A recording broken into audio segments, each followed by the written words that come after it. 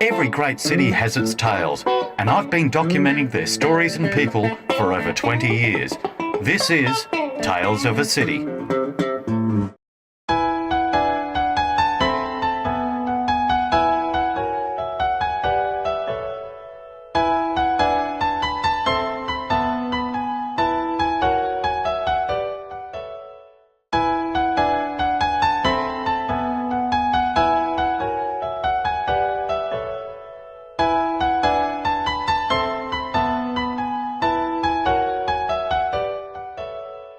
Well, Tammy Franks, it's been 10 years since State of Play, and here we are once again looking into the state of play of live music in South Australia. Yeah. Now, I hear that there is a parliamentary inquiry, a committee being put together to look into the state of play of live music. How did that come about? Well, for a while now I've been quite concerned about the state of live music and creative venues. We've heard closure after closure. Places like Confession down at Port Adelaide, who offered such great cabaret entertainment and a really vibrant culture down there in the port, closing their doors, becoming a venue once off, one night only kind of venue. Places like My Lover Cindy, moving from a premises to a slightly larger one in the hope that they were going to take off as well, and then closing down What do you a think the short time reasons are? later. Those are the sorts of things where those venues, we can't replace them once they're gone. I think the reasons are post-COVID, we've got some cultural shifts. We've got things like the eternal liquor licensing problems, but we've also got things like the alcohol taxes that have increased. Yes, it's very expensive to go to any licensed premises these days. It is. And then with the current cost of living pressures, I think people are tending to stay at home quite a bit. Absolutely, and people got used to staying at home quite a bit as well under Over COVID in particular. So that younger generation hasn't necessarily had that rite of passage of going out to see live bands or having that creative outlet where there's a community, where they find their people, they find their tribes. Do you find that the younger ones prefer festivals rather than going to venues? Well, festivals are going under as well, Indeed. and that's the insurance costs, which is the other part of this as well. The massive insurance costs that are being imposted on what are creative industries because they seem to be risky Yes. and often unjustly. Yeah, I can well imagine. I mean, a lot of people seem to think that if you own a bar or a pub, you must be driving a Porsche, but nothing can be really further from Not the truth. Indeed. It's very difficult for a venue to pay its wages, its overheads, its insurance, etc. And then putting on live music, that's what brings the people in. Yes. Which brings me to another question. My limited knowledge of what the funding criteria has been is that principally it was available to venues that provided original music only, or a certain section of the community that is underrepresented. Underrepresented. That's the one I'm looking Indeed. for. You mean the most recent round of state funding for keeping it live? Yes, yeah, indeed. One of the questions that I've been speaking to a lot of venue operators, and they all feel a bit disenchanted because the fact is that audiences are coming out for cover bands. Yes. They want to dance. They want to listen to the songs that they grew up with, and most of their clientele is 30 plus. Therefore, when the venue is struggling, it's very difficult for them to be able to afford to put live music on. Do you think that could be addressed?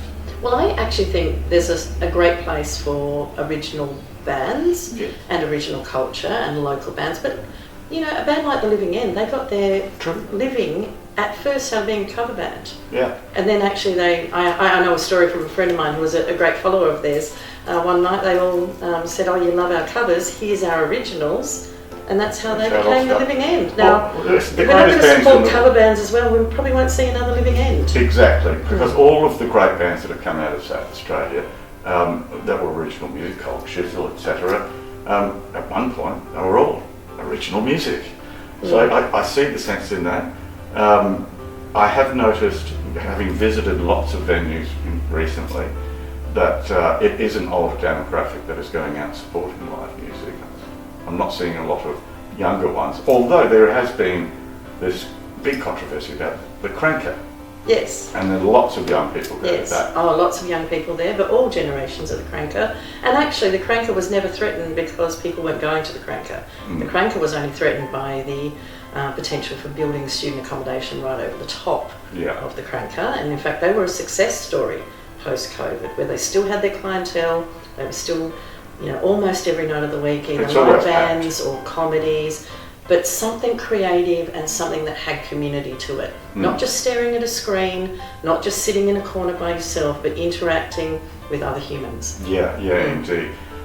So what was the outcome exactly with the Cranker now? Yeah, with the Cranker, last week the State Parliament passed a bill that actually preserves the Crown and Anchor into the future as a live music venue, and arranged between the Premier and the developer as part of that legislation to take the student accommodation, not put it above the Cranker but to the side.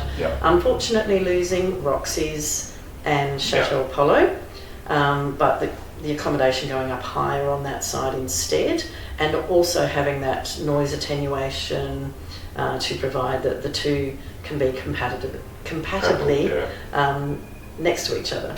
I had heard, I don't know if there's any truth in this or not, but during that process, the Cranker has to shut down for 2 years? For up to 2 years. Up to The 2 years. legislation provides that it be no longer than 2 years. Right. So that's where the 2 years comes in. Let's hope it's not as long as that, but up to 2 years. But it will be found another place. So the Cranker will have somewhere as a pop-up venue I see. in that up to 2 year period. And So- that will be negotiated with the publican and the crew there for it being something that suits them and suits the clientele of the Cranker. Yes, because that was the first thought I had was 2 years shut down for a publican. That's crippling. It would be over, really, because you do lose that connection and community, and Indeed. people would, go elsewhere most likely, or perhaps not. They might not find their tribe again. I mean, there's lots of venues such as Enigma and so on. They have a particular clientele. I don't know where Indeed. people who used to go to Enigma go now. Probably to the Cranker, actually. I think So that then was have another true. blow would have been deeply unfair. Well, just on a short count that I did yesterday, since State of Play 10 years ago, there's been no less than 17 venues closed down that was quite well known for live music. And now there's more under threat. Now I've just received word that an institution here in Adelaide, the Grace Emily, is under threat once again. Once again, And that's purely an economic situation, with the rent being increased so much so that it makes it impossible for the public to actually turn a dollar. yes. Do you think that there might be an avenue for state government funding to assist places like that? Well, that's where this inquiry does come in, because I think we need to hear what's happening at the coalface of these venues and work out what we can do as a government to keep this sort of culture alive for generations to come. With the Grace Emily, last time it was the insurance costs. Yes. And that was able to be negotiated eventually. I would hope that some arrangement can be made here, but to lose the Grace Emily would be massive. Oh, it's such Of an course. institution. Monday Monday night Billy Bob's Barbecue exactly. is just a phenomenal institution. And again, that's that open mic, Yeah, all it's an opportunity colours. for first timers. And importantly, no pokies. Yes, indeed. Because It is quite The neat. pokies have really wreaked havoc on what was a previous pub music culture. Yeah, indeed. Well, 10 years ago when I looked at exactly that question, there was an argument that quite a few of these pokie venues were employing a lot more live music than some of the other venues. I've noticed that that's completely changed. I'm not seeing that much more, but I'm seeing bigger and more swish pokie rooms popping up all over the place, which is not necessarily good for our community. Well, it's not good for people's mental health necessarily. It's not good for our community. We do know that when pokies cause harm, it's quite deep and damaging. Not everyone will become addicted to pokie machines, but that small minority that are not only lured in, but in fact manipulated by the technologies, the devastation on their lives can be enormous. The loss of life can be devastating. Who's on the committee?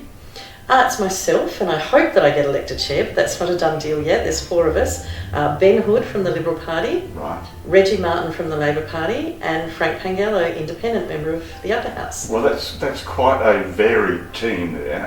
It is, but we all love live music. Well, that is the good thing about it. But it does seem to be equitable in terms of there are voices and opinions from all platforms in government. That's right, and a variety of ages and I think experiences, and let's hope that cross-party group can work together and actually have another resurgence of live music and creativity. Remember those talks of vibrancy under the Weatherall era? We'll come up with a new word, it won't be vibrant, come up with this generation's version of vibrant and keep the City of Music, the UNESCO City of Music, and this festival state of ours. We should be rocking. preserving that. How long will the inquiry last? Not sure yet. We'll be meeting in the next few weeks to elect a chair and put out an ad. And that ad will go out far and wide and we'll take submissions. But I've already had publicans, venue owners contact me, and we certainly welcome that. So we'll probably hit the ground running and start to have some of those witnesses before we even close submissions. I would hope we'd be able to consult and create a report with some really useful recommendations in, say, 5 or 6 months. That would be a quick inquiry by parliamentary standards, a slow inquiry by any normal person's standards, but I think that's enough time to do the deep dive we need, but also to keep this momentum on. As you say, places like the Gross Emily and others need us to get on with it. Well, the Murray Delta Duke Joint is now under threat as well. Now that's just started up. I mean, it's only been there 3 years and it's done phenomenal things since then. But unfortunately, once again, the landlord's hiking up the rent and they've been given notice to vacate. And so the South will lose yet another avenue of live music. Lastly, how does Peter Malinauskas sit on this sort of subject? Well, I know he likes Midnight Oil. I have heard that from Peter in interviews.